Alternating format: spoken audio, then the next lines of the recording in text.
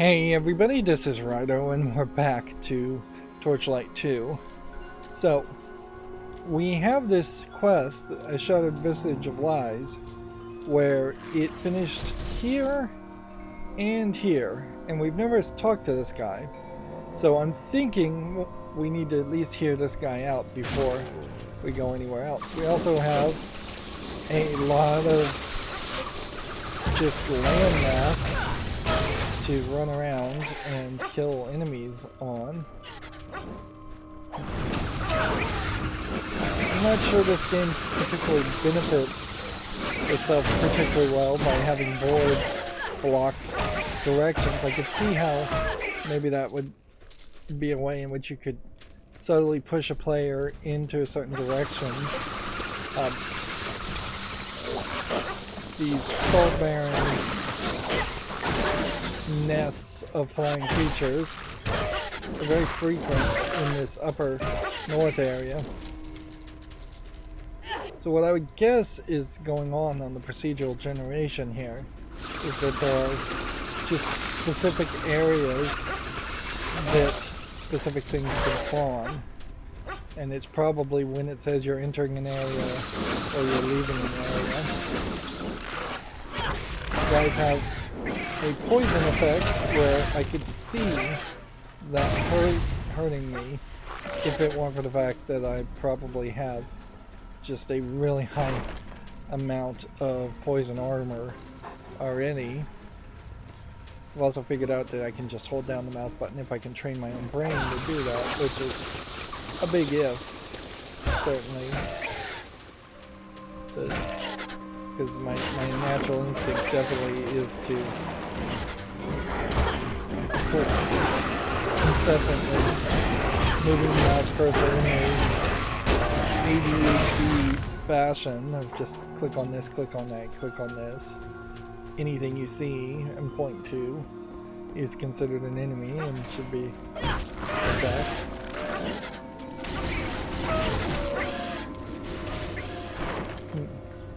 See, this guy's got these guns defending him, and this is the first time we've seen anything that implies that a character can protect themselves even a little. Let's just see how much further this goes. It goes to a whole nother area. And this goes what looks like nowhere. So let's talk to this guy. Jesha sent you to find me. I'm in both your debts. Okay, so this is the missing Zerify quest, and it has nothing to do with the mask quest. So there is only one place to turn in the mask quest. So, okay. 100% chance to break enemy shields. Dog collar. Versus 75 electric armor. I'm going to take that and equip that. I'm so relieved that you've arrived. My crew and I journeyed to this outpost to deal with the increasingly aggressive Skara. Maybe that's the flying characters. I remained here to fashion additional explosives while my crew investigated the stacks, but they never returned. I've been unable to leave here because of the swarming Skara. Please take these explosives with you and journey to the swarm point. Search for any surviving Zerify and help them in any way you can. You have received so we have a new quest that puts us that way. But my desire now is not to really do that, and instead we will engage in a little bit more, I guess, map discovery.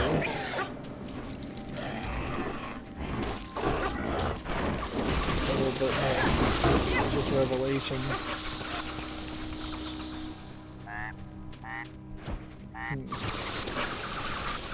Problem with these flying Skara, if that's what these are, yeah, I guess that's what they are, is that they take a while to kind of appear,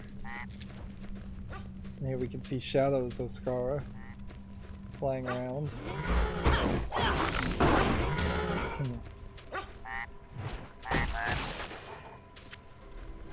Okay, and so this is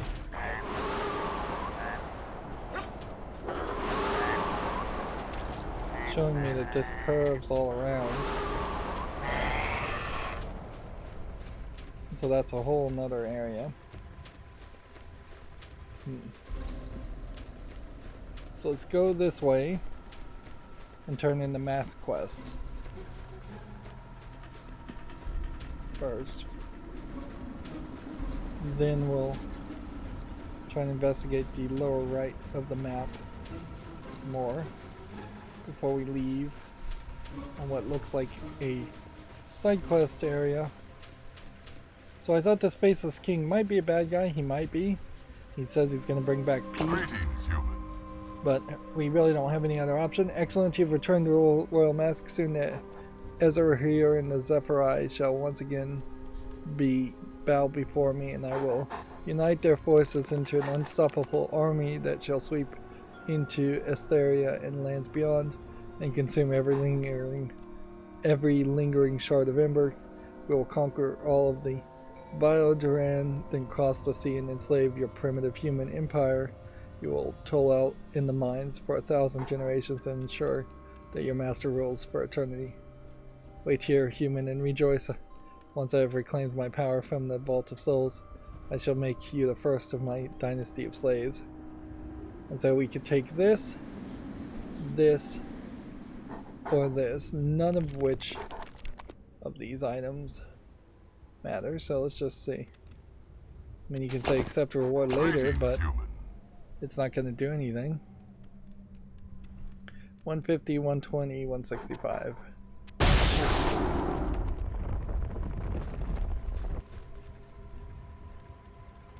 Okay. And that just opens a whole new temple. I guess we're just going now to kill the Faceless King. And this is the Vault of Souls.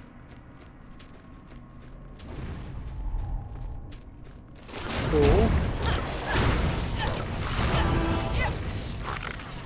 So that makes an interesting way in which the world expands. This is another area that's too dark for my taste, even with the magical light up stuff.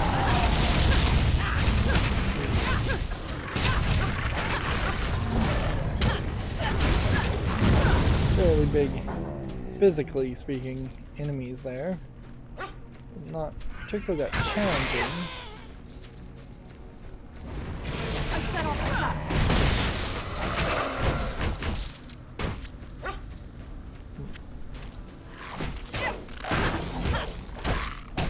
There was a thing, now that I think about it, in Torchlight 1 where the enemies started to just get bigger because it just would become fairly impractical for the area to have 30 or 40 low-level enemies. And so with their actual gameplay level going up, their physical size would also increase. Perhaps those shouldn't really be connected, and perhaps it should just be that smaller enemies stay the same.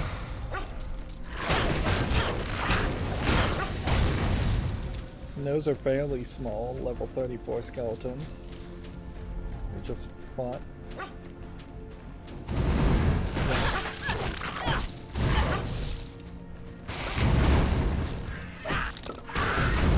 Yeah, it does seem like we are seeing larger enemies more often. Skeletons just getting flung off the side of the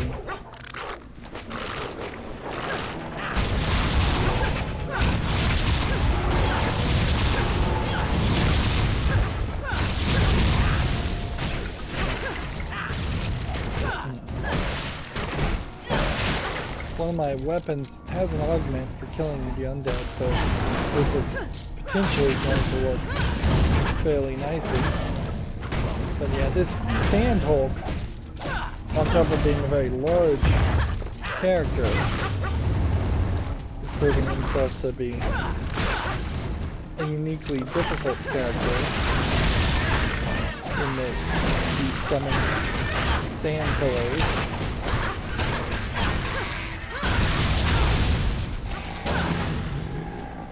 that can block my way and make me take extra time. I'm assuming that these magical lanterns are just... There's my weapon being augmented.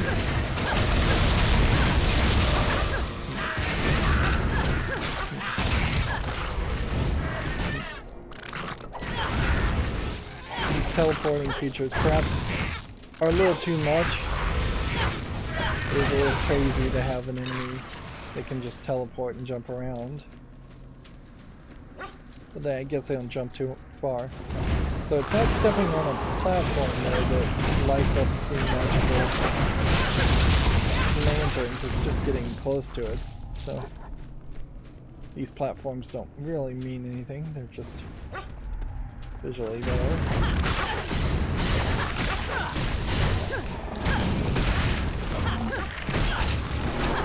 I talked about in the last episode where this game really doesn't have a secondary gameplay mechanic, and I would think the closest thing you could call a secondary gameplay mechanic would be fighting these larger enemies. But when you start to make that your more commonplace occurrence, then you lose your first gameplay mechanic of fighting groups of small enemies. I'm trying to click on the chest here and struggling to actually accomplish that.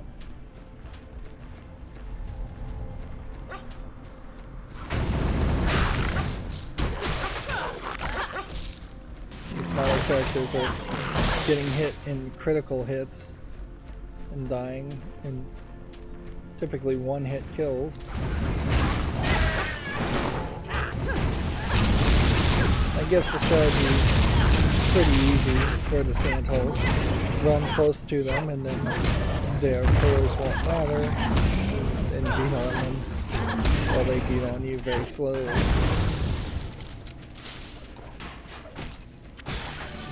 You have become more experienced. We're at level 35 now. Maybe not the worst time to... So we're limited to level 40 to do this. This was a mistake because this is a spell I'll never use. This would increase the supercharge for more damage and more bonus charge gain, which maybe that'd be useful. This only works when you hit stunned enemies. This is at the maximum level. This would increase the chances of getting a full charge. This heals me faster. Doing extra damage all the time versus getting full charge versus surging doing more charge. I guess that leaves us with this one being the best one. Fire and spark, as far as what I can tell. This Aegis of Fate, I guess happens occasionally, but I haven't really seen it very often. And then this might make some more sense. And then stats wise, we have this at 52 naturally, this at 50 natural, this at 98. I want to get this up to 100 naturally, and then do that, just increase our armor. And then while we're here, we will try as quickly as possible to eliminate everything. Electric armor versus breaking a shield. I think breaking a shield is going to be more useful over the long term. Here we have a very fast attack speed, but not that much more damage per second, and also not handling this. So when this was fully augmented, this wide drake, it, I think, has added 2 or 3 extra blue lines of dialogue there.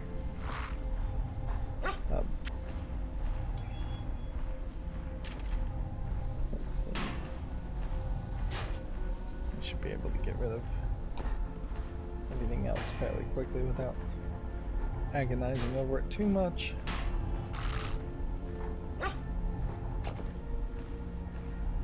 Very fast attack, rare sword at 190. Again, though, even if I could throw 3 enchantments on something like that, it doesn't beat a unique, which has potentially 5 blue enchantments before you add 2 or 3 regular enchantments.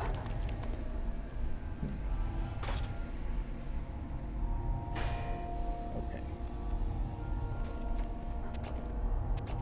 I wish there was one button that would close both of those menus so we could get back to gameplay faster.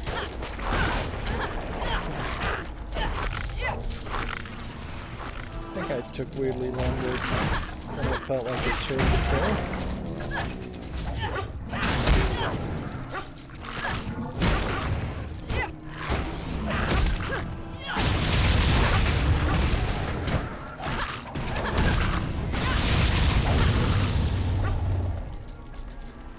Still have my robot running around. It does really just seem like he stays around forever. Maybe there is a point where he disappears if you happen to have no mana.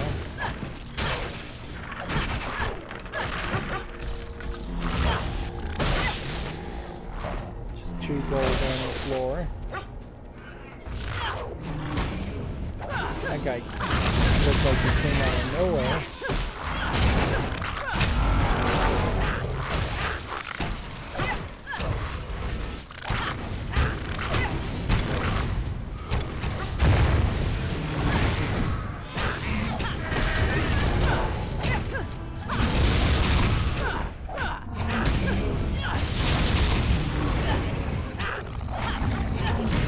Seems like if you do a certain amount of damage to the pillars, they will all fall down. So they're kind of treated as a unit. Look at all these like flying insects following after me.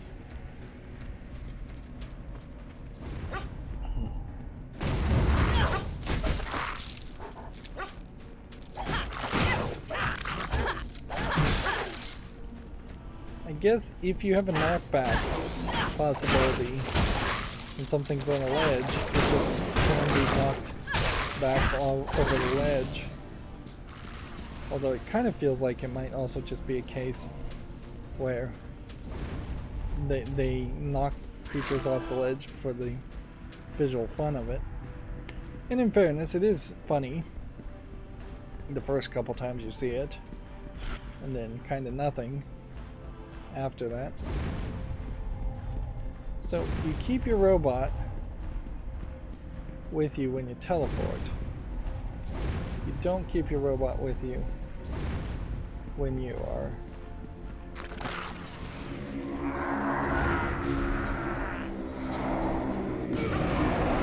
so here's the King of Masks. Big ugly monster.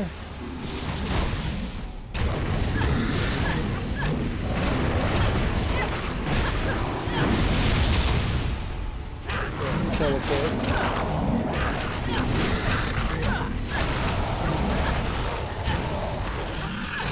I guess he probably has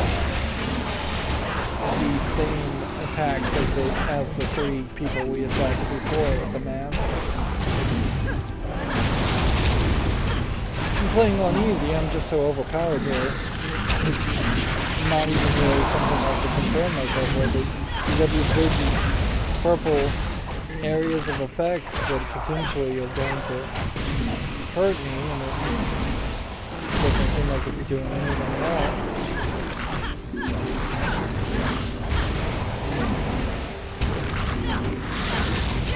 So probably after this fight, learning that it's now time to focus back on just increasing our attack in particular.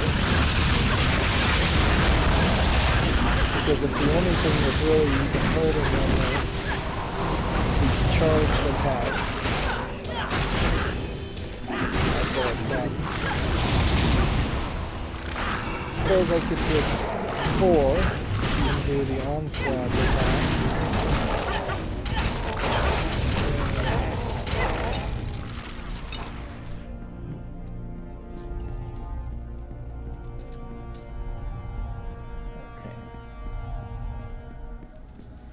Chest here. There's a chest here.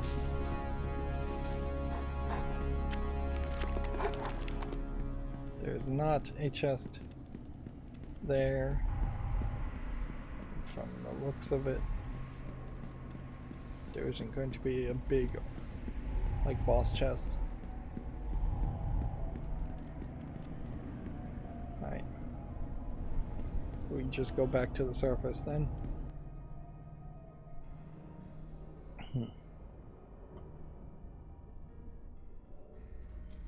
So that was a whole fight we made for ourselves. Okay.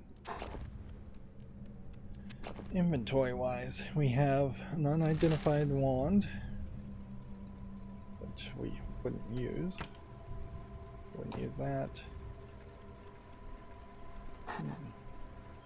Wouldn't use that. Wouldn't use that. Nope. Nope. Nope. And one more. There Your we pet go. has departed.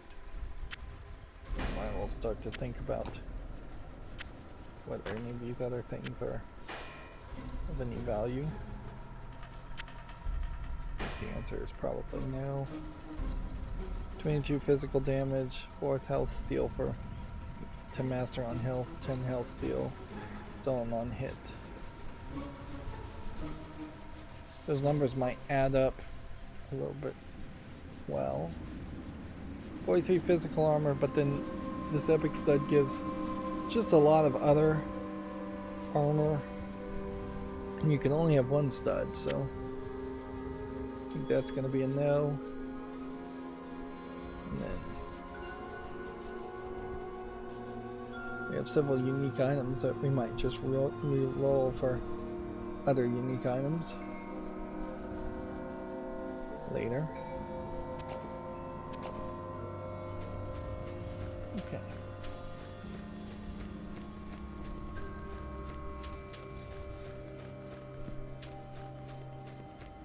So I'd say the game is fairly blatant that somebody named the Faceless King would be a bad guy. I don't think you're straining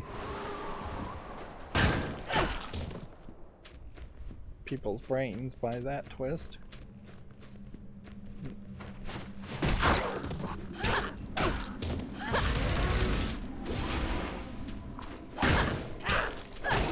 I think that is pretty much as far as this game's going to go. The bigger twist certainly would be if it turned out that the alchemist is actually a good guy, and despite the way he has done things, he may be on the right path as far as destroying all the ember in the world.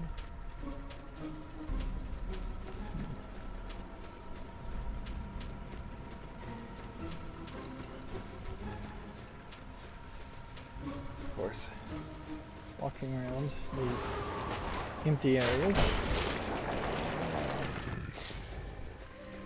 Going back and forth, just trying to get to the edge of this map.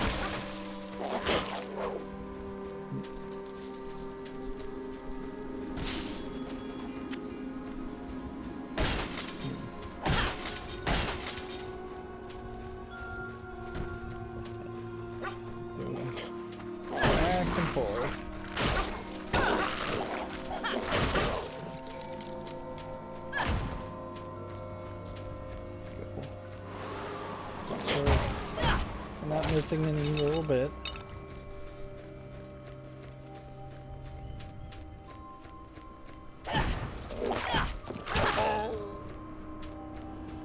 The more complicated RPG game, this would be some kind of like logistics bonus, I would guess, where you would get a bonus for unveiling 90% of a map, 100% of a map, 99% of the map.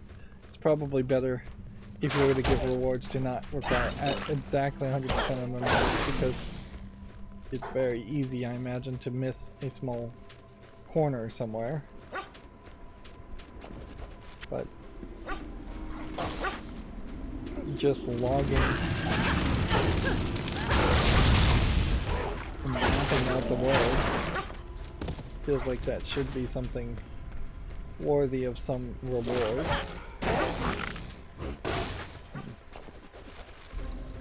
Other than the very basic reward we're getting anyways of just our own personal satisfaction of knowing that we've found all the enemies and ground out all the fights. There's a lot of crates and things.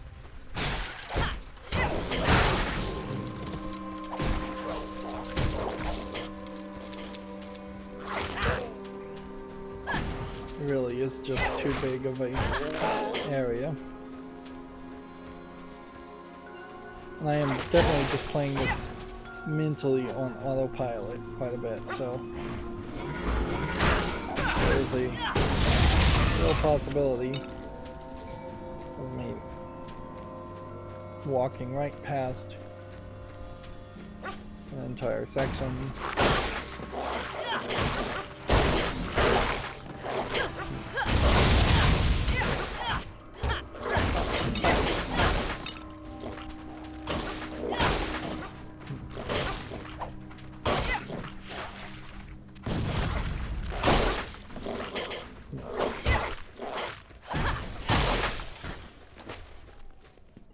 I think if I go over here, I will finally see everything on this side of the map.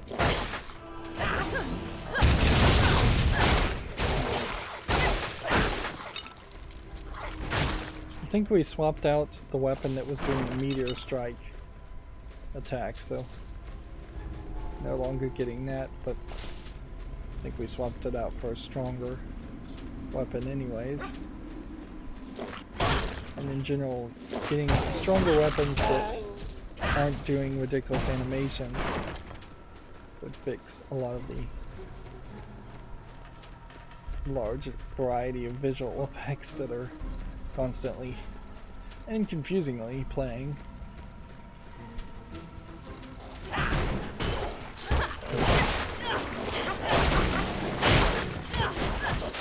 You almost have a 100% chance that even if I walk right up to the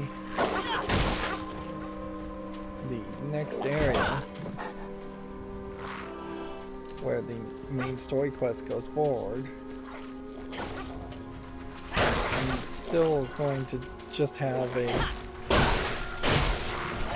character I would have to talk to, or a temple I would have to enter. So, seems almost impossible that you would accidentally move forward in the area. Now, a section like that, I think, is kind of easy to accidentally overlook.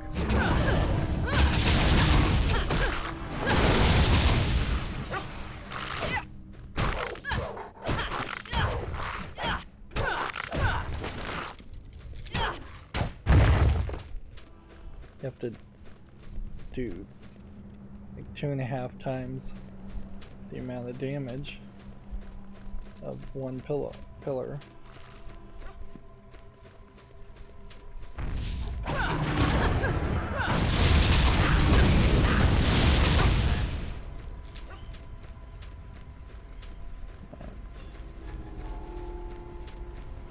Entering and leaving the ship graveyard.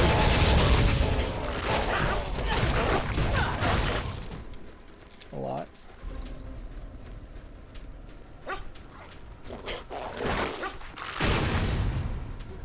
Those sundials have come frequently enough that I'm getting identifying skulls without really having to purchase them.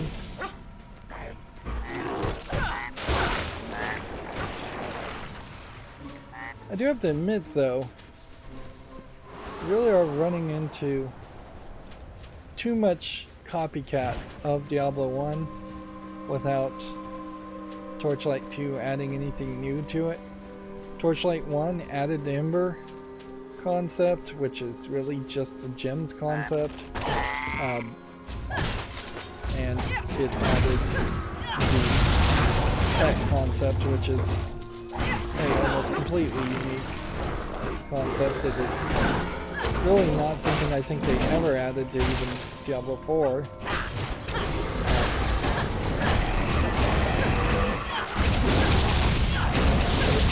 We kind of expect something more.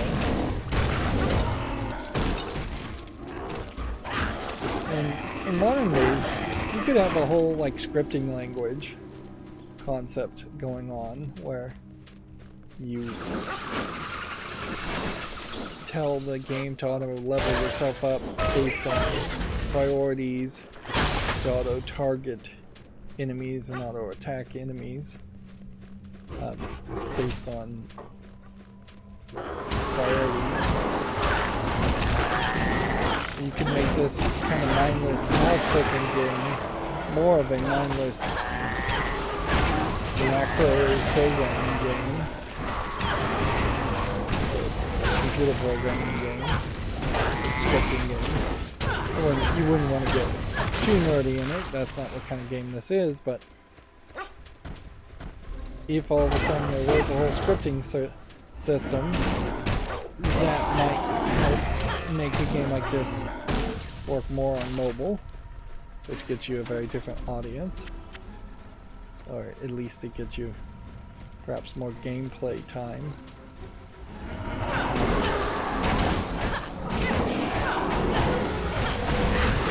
You already have a level of programming in that you can make your pet aggressive or defensive. Take that to the next level. Tell your main character to always target the strongest character in the group. Bunch of glowing things, but actually nothing. Take that. And they have hides. I can't carry anymore. Alright. We are doing this a little too often now.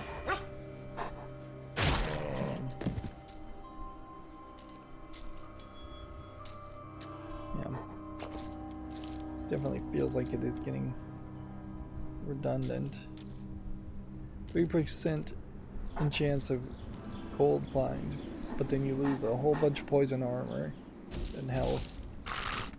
So I'd have to say no. No to that. And pretty much it's gonna be no to anything that isn't a unique weapon. Once you get up to unique, it feels like it's gonna be impossible to make the decision to go away from it. Now, what's going to get potentially irritating is if at some point you could take 4 normal pieces of armor or weapons and transmogrify that into 1 enchanted or 1 rare, and then take 4 rares and transmute that into a unique. if that's the way it went.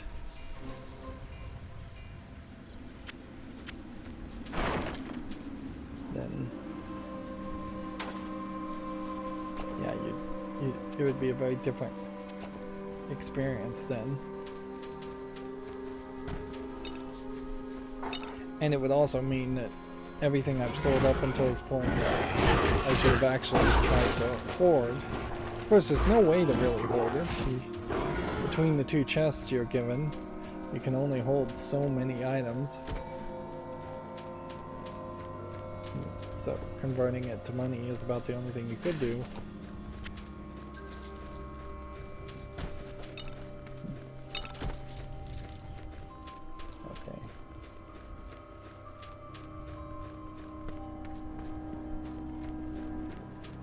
Working my way around here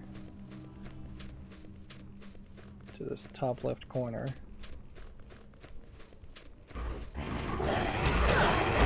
Which I think is still going to be in the range.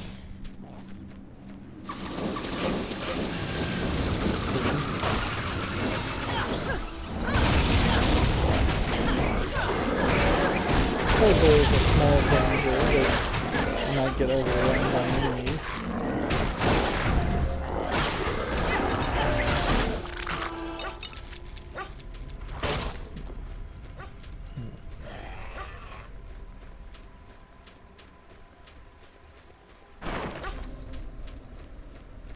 Okay. Entering the swarm stacks, leaving the swarm stacks.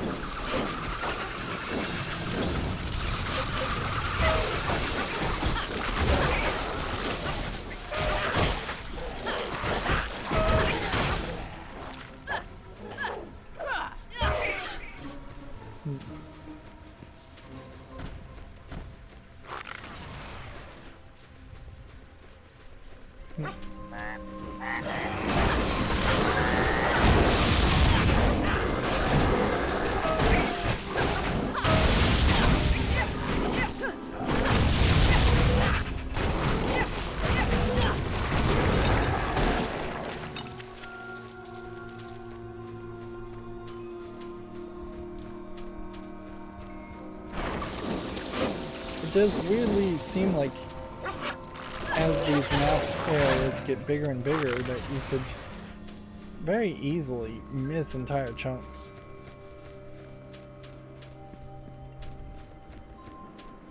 There really is just no telling how different of an experience you might have if you were playing on a higher difficulty, if you were skipping major sections. My hope here is that with the exception of this spot and this spot,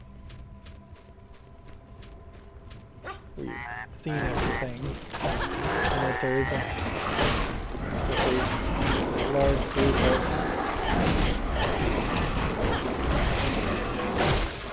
missed sections in the middle of the map.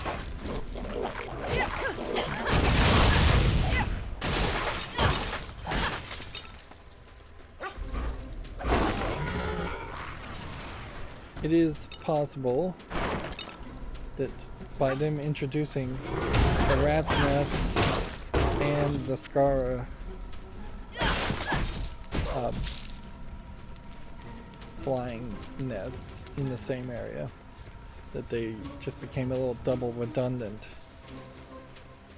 in that design. Maybe it would have made more sense if the Skara were introduced in the next section.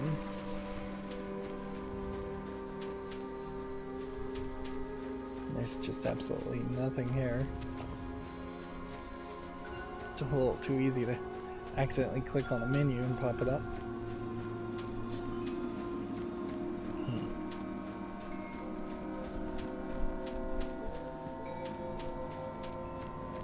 So yeah, with the exception right here where I missed some crates. I think we have seen the entirety of the map. And then weirdly we have a side quest that tells us to go to the north, and then we have a main quest that tells us more to go to the east. And you have nothing else you can really do. This is where perhaps a movement speed burst might be helpful if you could cast a scroll of movement speed. Yeah. Did those respawn or did I just miss those? Probably just missed those. I wouldn't want to waste one of my 4 spell slots to just increase my movement speed. But yeah, I could see the idea of temporarily doing that. Let's once again, I guess, send the dog before we leave. Most of what we're buying is not comparable at all to what we have. Your pet is overburdened. Your pet has departed. So while we're here, let's do something.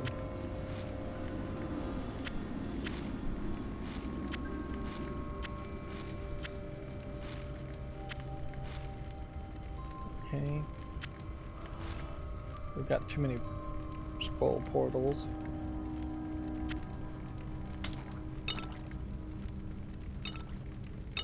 Got too many of these potions, health potions.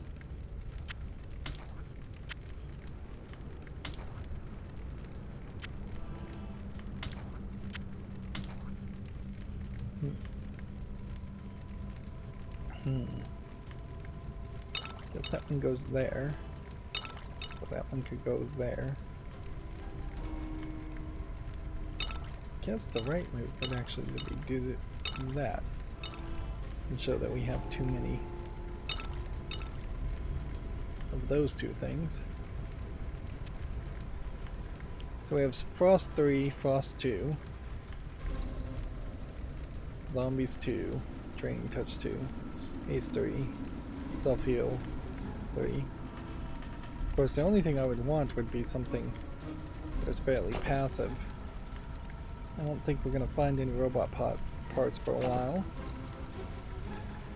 As far as our damage goes, the right hand, which is this one, weirdly, is doing 221, or ranging between 221 and 387, which is much smaller than what the left hand is doing, which is 356. Now noticeably though, I guess if I'm pushing more and more things Your pet has returned. into a damage, it's not going to increase this. This is maxed out. It's only going to increase this. So 221 to 387 versus 356. What happens if I swap these two around? Then you have 356 in the right hand and 221. So it didn't change anything. Increasing crit chance would be nice, but I don't know if I'm really going to get that high. And then armor is not really our focus, so we're at a natural 50 here. I feel like we probably should start to think about just putting dexterity higher, because pouring more into strength is very possibly the right move, but it's going to be a very boring move, to say the least. Just not gonna get anywhere with it as part of a Regent set. No, it's not. I'm wearing part of the Regent set. Okay. Shadow Skara. Looks like it's just a temple. Maybe kind of an overworld temple, but a temple nonetheless. Harim sent you for some explosives. Finally got some good news. Don't bother looking for the rest of the crew. I'm the only one that survived here. There's something wrong with some of the hives. They seem to be infected. You need to locate the rigged hives and detonate them. Then descend into the brood hive itself and destroy any infected eggs you find. Perhaps you will discover what's been blighting the eggs. This is a great task, but it must be done. We will all be in your debt. Okay. So do we believe him that there's nobody else alive?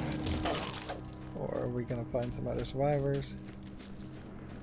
Seems like I would probably lean to believing him, and that this is just an example of the game writing out any necessary dialogue that might have appeared otherwise. We didn't want to animate / write for 3 other survivors. That would be my guess.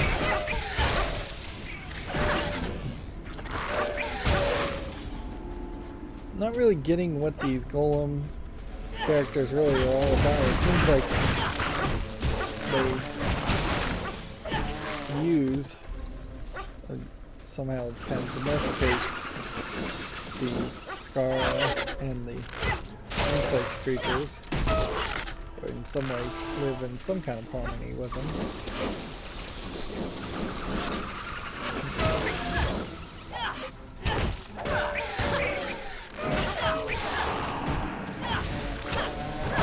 I guess it's a good question to ask as far as, is it interesting to have a larger area like this be a temple and then have you dive down into a full size temple afterwards? I suspect not. I suspect what really is going to happen is we're going to dive down into a very small boss fight arena.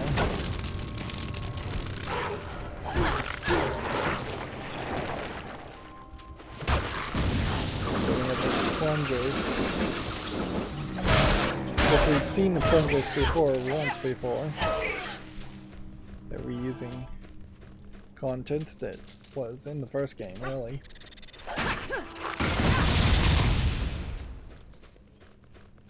Every time I knock something off the ledge, I assume then any item that character might have dropped is then being given to me under rocks and other items, or in other drops with other characters. I'm assuming that I'm not just on occasion knocking a unique weapon off a ledge to never be found. But you really have no way of knowing.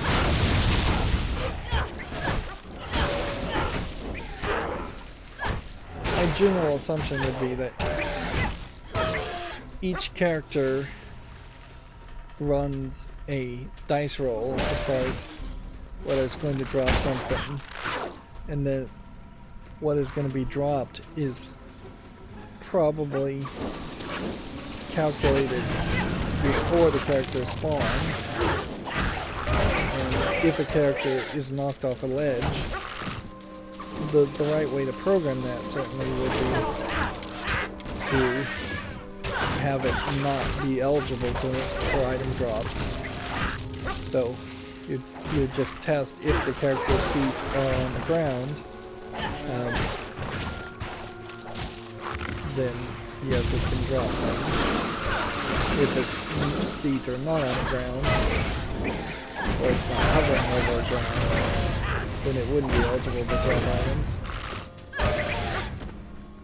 You could also go the other way and have the characters drop items regardless, and then test to see if the pickup items are actually accessible by the player. And then you would just teleport the gold and pickup items to where the player is, or to closer where the player is. That certainly would be another way to do it.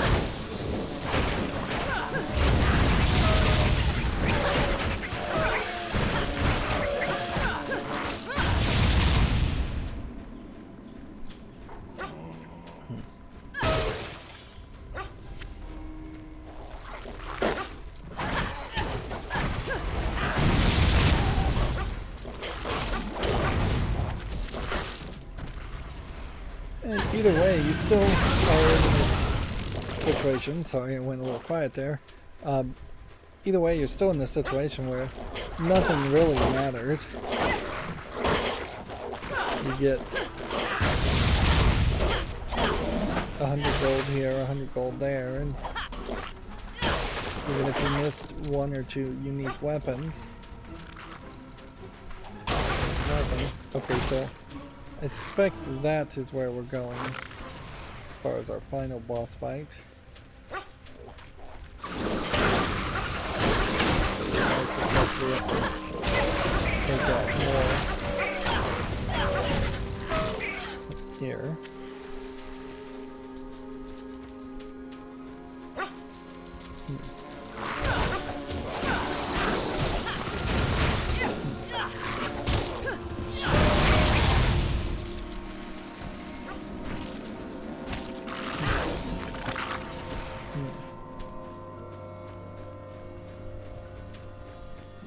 Looks like this map is just gonna curve around to the next point here.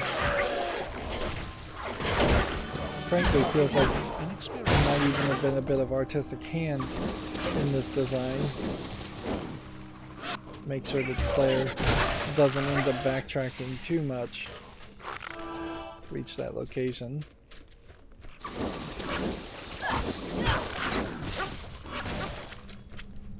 Still feels like this is going to be kind of a long, stringy journey.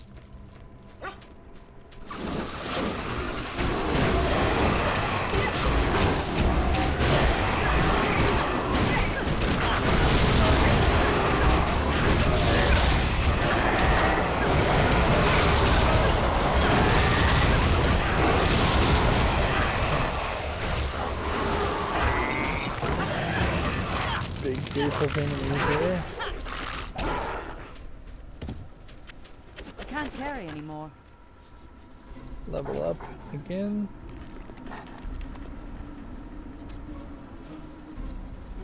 Yeah. And continue to add that. So if I was to do this, we could get it up 1. And I'm just not taking enough damage to justify armor.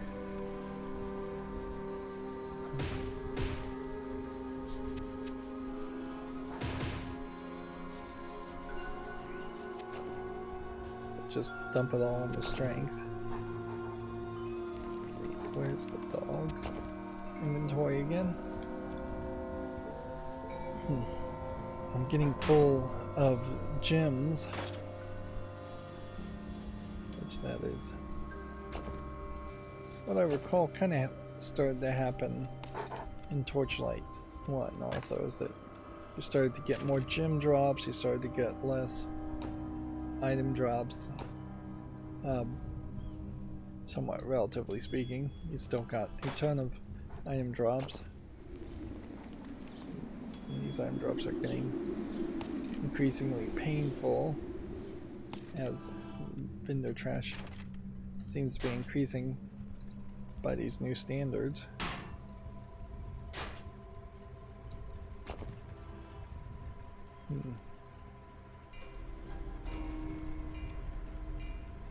Yeah. It really is just going to be a case of transmuting a bunch of stuff.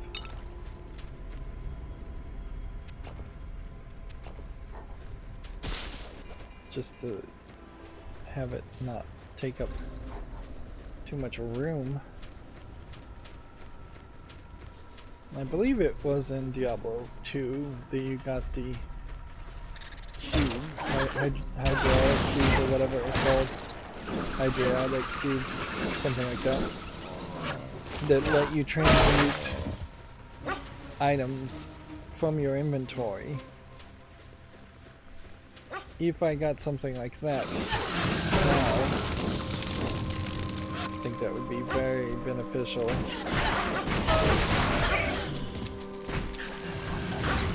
Instead of having to go all the way back to the second city.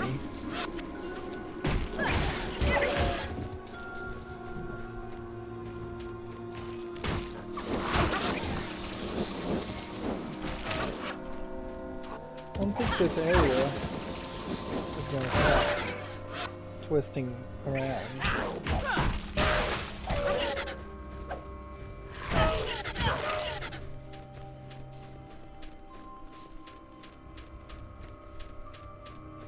See, I think this whole section is just going to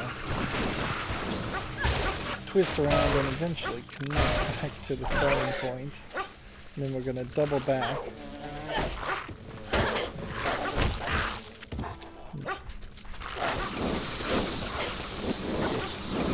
Plunger point.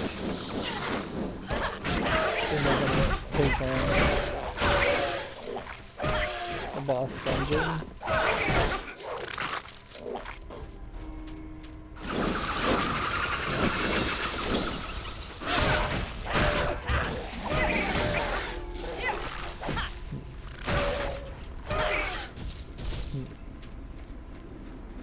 Yep, it just connected back.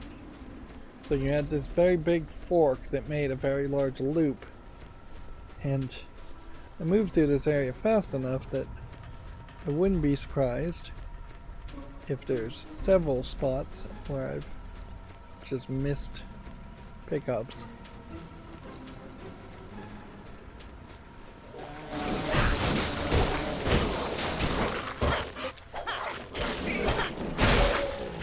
Massive amounts of piles of gold.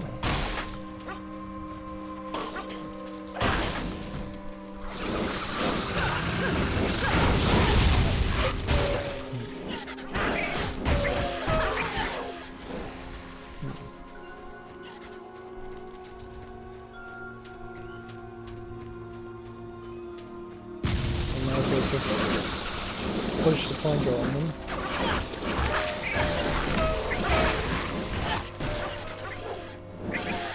Maybe it should take it to the next level, and when you plunger one of these areas, that should release Scara in large quantities in a much larger landmass. That would make it feel a little bit more interesting. Because right now just plunging the area releases maybe 2, maybe 3 at most times the amounts of Scar that you would get just walking by one of these hives. Now we have to double back. Our best hope is that we won't have to double back once we defeat the full hive, full nest area. The brood hive is now open. It would have been nicer if that had a lock symbol on it, something you could click on that would bring you back to your quest guidance.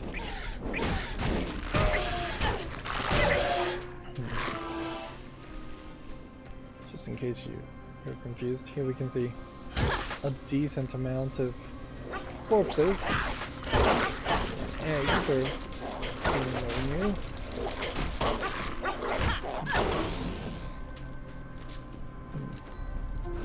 I don't think I've seen eggs before. I do anticipate that this is just going to be a linear journey.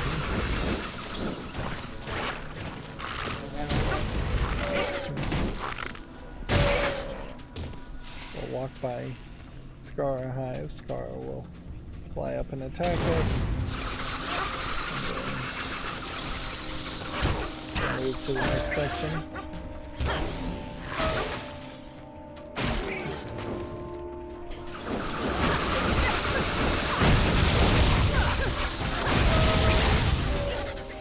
Does seem to be 2 potential survivors, or otherwise ways you can finish this area in the lower right corner of the map.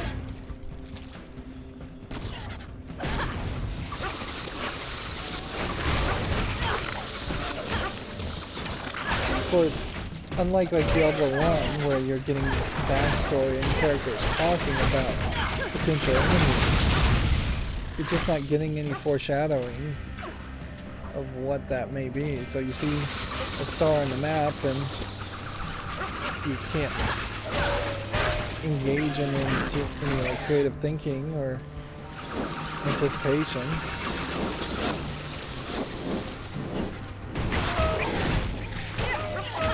These are really narrow areas to be fighting flying creatures.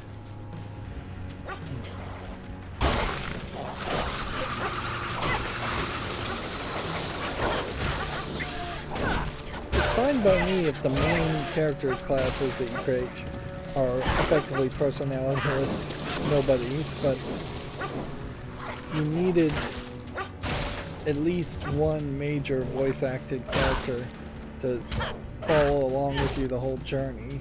Like in Diablo 1, there's, I believe his name is Deacon Cain.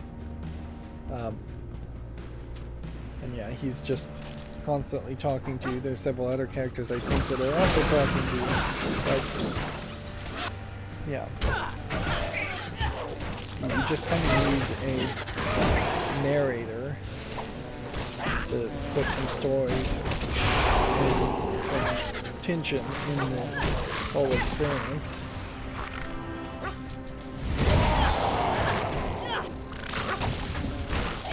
Of course, that's in part why I also don't like to play things that are more round-based or multiplayer-based, like Fortnite or Call of Duty. There's just no storyline narrative in those multiplayer experiences at the very least. I'm seeing 3 stars, so I'm assuming this is going to be eggs of some sort. We're going to end up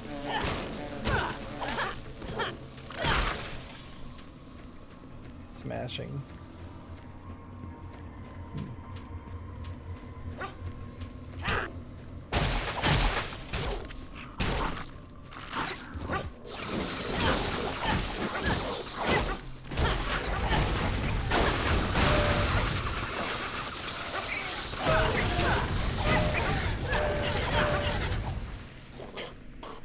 Let's look around some more before we go too far.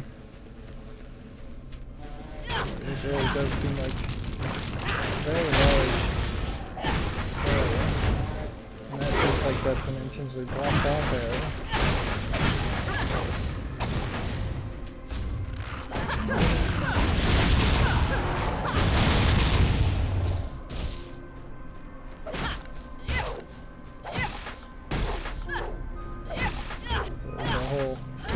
Secret section.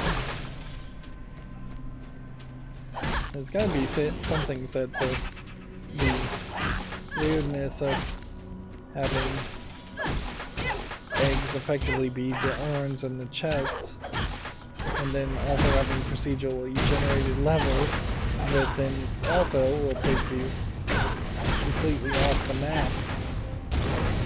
That's another robot part we just found. Makes me wonder, is there a possibility that there are some specially made bespoke sections in some of the dungeons we've done before that have other robot parts in them? I'm not sure. I guess I would never really know unless I use the walkthrough guide. Weirdly, these kinds of games don't really need walkthrough guides. Maybe a character guide would make sense, but usually everything is so blatantly obvious as far as where you're going to go and what you're going to do that there's no like twists or tricks. Perhaps that's a way of evolving these styles of games to a new level, would be if there were specific tricks or weapon combinations that you would never really consider or think of that might work in unique ways.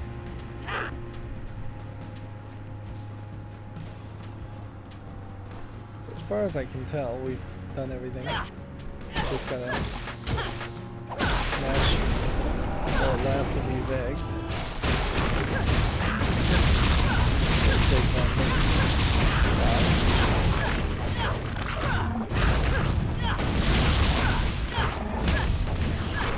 Press the pull. Let's see what pull it does. Doesn't feel like it's really doing much of anything.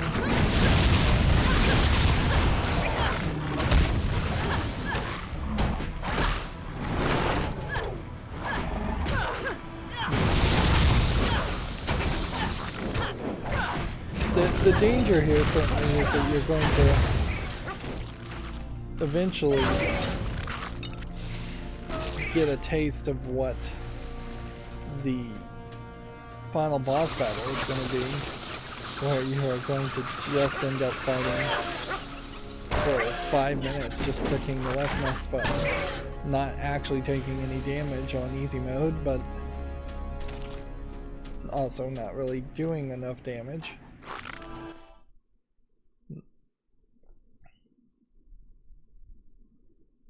I think I got everything there. Okay.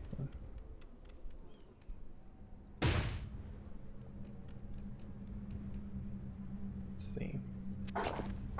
On the robot parts, we now have an arm, and we now have pipes. Well, that doesn't give me a great indication of where we're going to go with this. And we are here, but the guy's not here.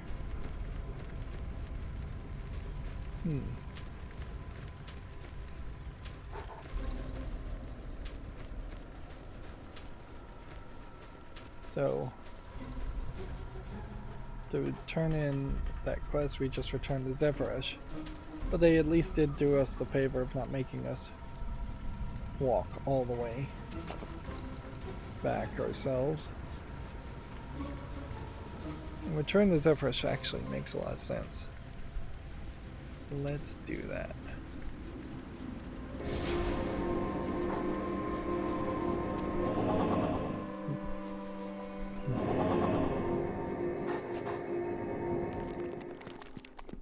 We'll go a little late today. Just selling off items. Sell off all of those first of all.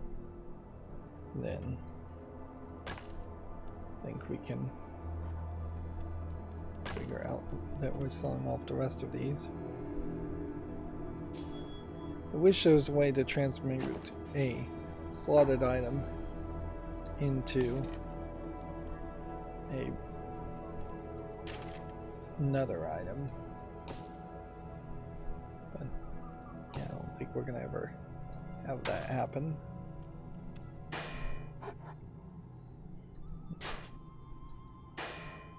Okay. Then we'll see if... So we have this Janissary one. Let's see if we have any other set items that we can buy.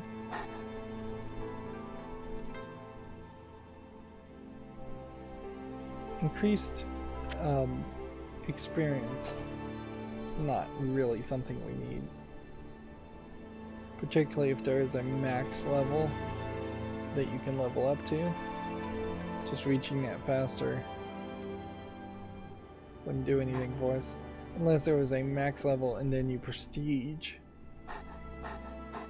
I guess that's something that games like this should have, and I'm not sure Torchlight 1 did actually have any kind of prestige elements. A lot of this gameplay concepts, I guess, eventually got evolved fairly heavily into things like Destiny, where it's just play forever. Of course, Destiny has that sci-fi first-person shooter visuals and appeal to it, whereas greetings, human. the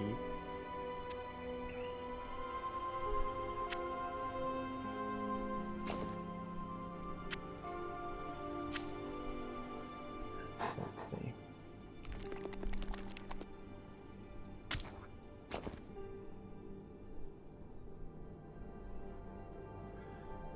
Yeah, and I don't really think there's a reason to sell things.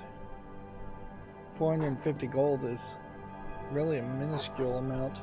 It would just be if I wanted to save space more than anything. She's got nothing else to sell. Here's the guy, so we can turn in this quest.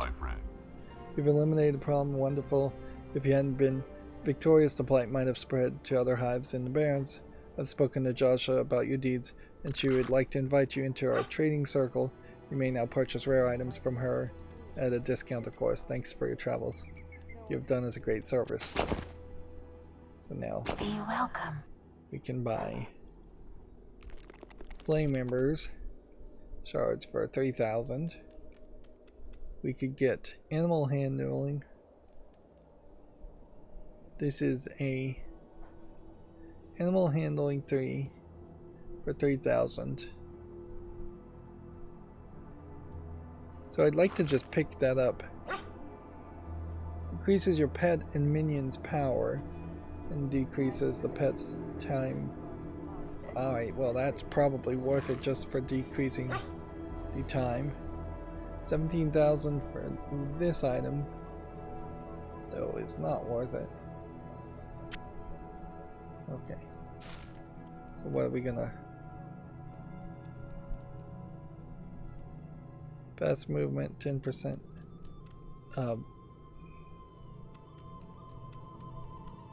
Tool wielding, mana recovery.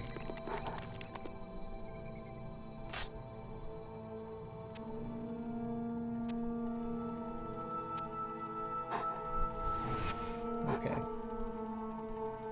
So we hope that's worth it. You're welcome. We also have a bonus here.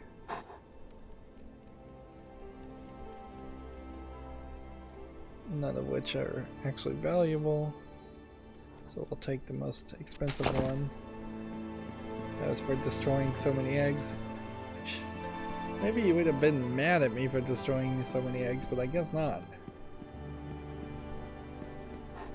Don't think we have anything in our inventory that needs to be done with the gems. Okay. And I don't think we have anything that's missing one socket except for this. So, unless I was going to turn over, to do this you need 4 unique items for a random unique. Now we could do this. This is a level 25 unsocketed, level 36 gems. You are That's that fortunate. socketed. And then if we do 3 socketables at level 36, Fortune smiles upon you. that gives me a level 36 chaos emerald. And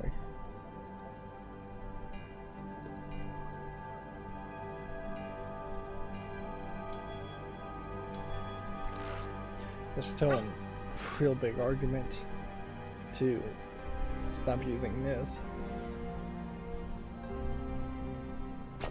Before I do anything else though, we're gonna go back this way.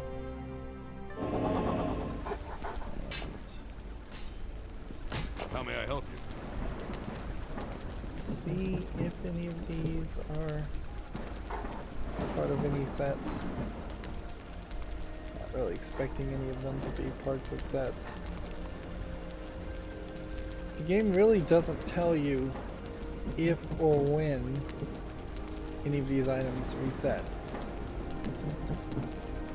So, for all I know, these are pretty much the same items. This is an Outlander outfit.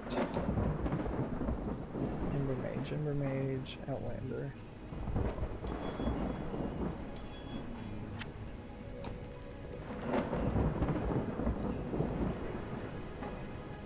Okay. Armor is poison armor. Armor is 18 mana. Armor would be vitality.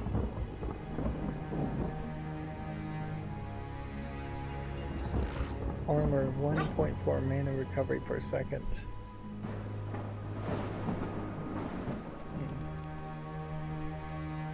Okay. We'll do that. And then this is a shard. And this is a shard.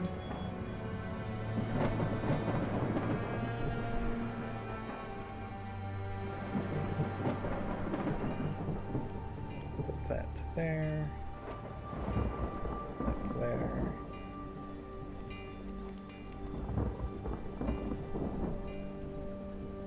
Shard. Chip. Spec. Chip.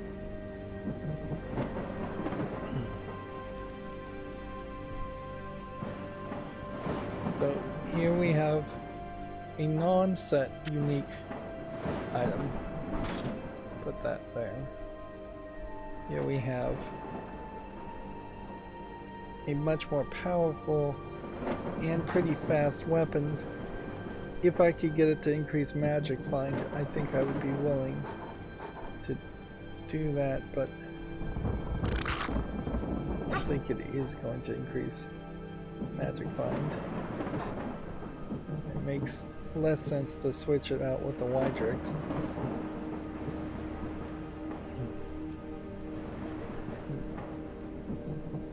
This is part of a different set, so let's see where we are here. Level 27. This is level 36. This is level 36. This is level 30. Level 26. So level 27 Necros piece is, much as that might be interesting. Level 34 Janissary piece.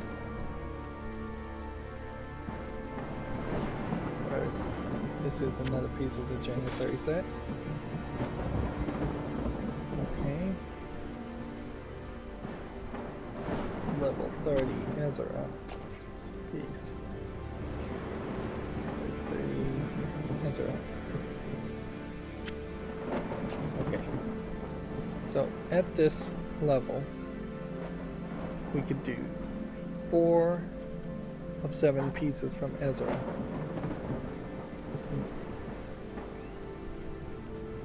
4 pieces would be 3% jaw damage, 4% to melee damage bonus, critical hit chance would be if we got a 5th piece. Is this worth doing? I mean, it's right on the cusp of being worth doing. Let's see.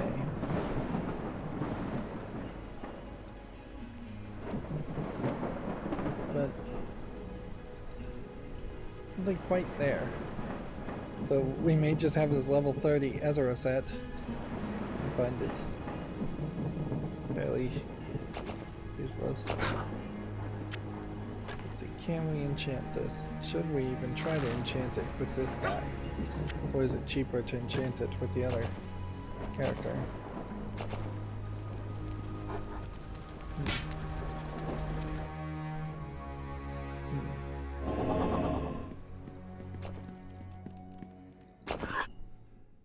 Got enough money to experiment here. Fortune favors you. 45 physical damage. You are fortunate. 85 physical damage.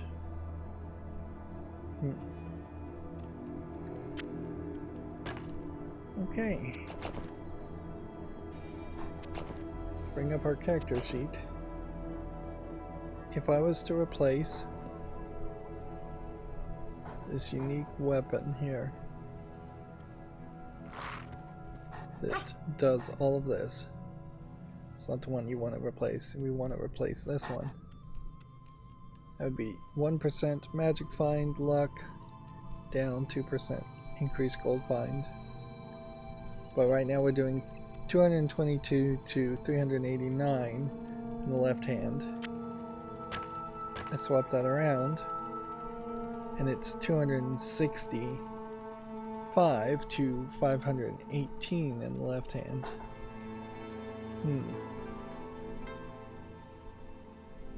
So there's seemingly just a wider range that keeps getting expanded here. And I imagine a big part of that is things that are magnifying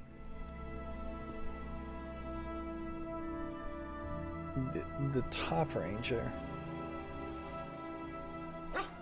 Strength increases all weapon damage as well as the amount of bonus damage done when performing critical strikes. So those higher numbers may just be critical strikes.